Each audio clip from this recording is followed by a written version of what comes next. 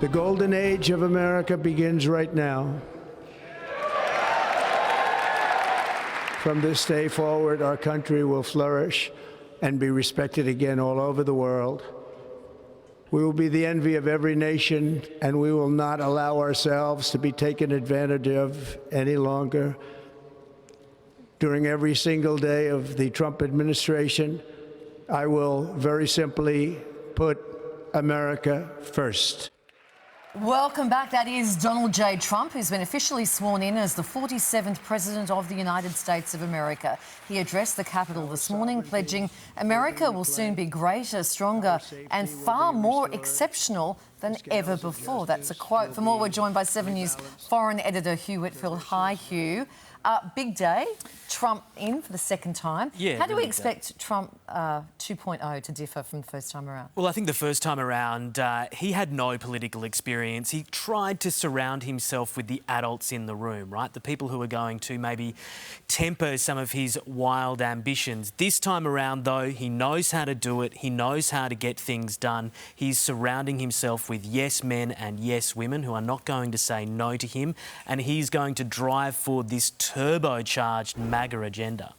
And some of these people, very influential, very important people, big players. Elon Musk will be a powerful influence has been on Trump's campaign and ongoingly. So what's it going to look like with him involved? We're all going to Mars, I guess. Well, I mean, there was a big double thumbs up from Elon Musk when Donald Trump in his inauguration address mentioned that they were going to put the stars and stripes on another planet. That is music to the ears of a billionaire who makes his money from sending rockets into space, almost like toy things. Elon Musk addressing the crowd in the Capital One arena, where we're seeing those live pictures over the last hour or so with many of those people who've travelled from all over America to be in Washington for the inauguration. They've missed out on the parade because it's so cold there. So they've gathered about 25,000 of them in this, what is a basketball indoor arena like the Superdome sort of thing. It's a couple of blocks north of the Capitol.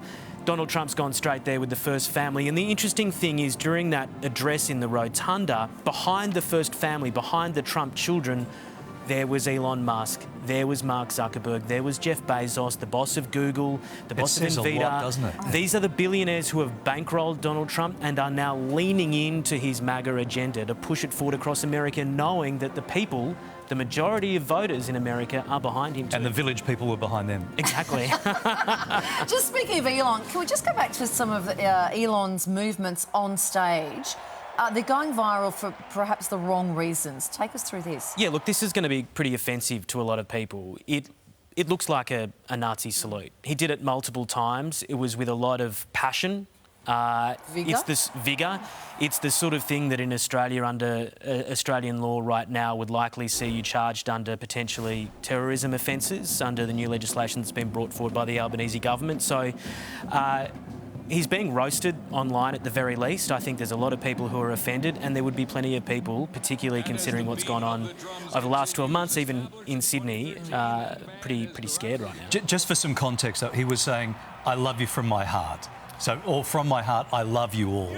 That was the kind of context, right? Absolutely. The words temper the actions, I would say, but we're seeing it's the actions. pretty significant sort of thing to do. All right, in his inauguration speech this morning, one of the bold promises President Trump made was in regard to the economic crisis, promising to, quote, defeat what was record inflation and rapidly bring down costs and prices. He wants to do everything today and tomorrow. Can he get this stuff? Can he deliver on all these wild promises? So Donald Trump has about a 2-year window to get his legislation through Congress before the midterm elections, and they likely lose control of either the House or the Senate, the Republicans.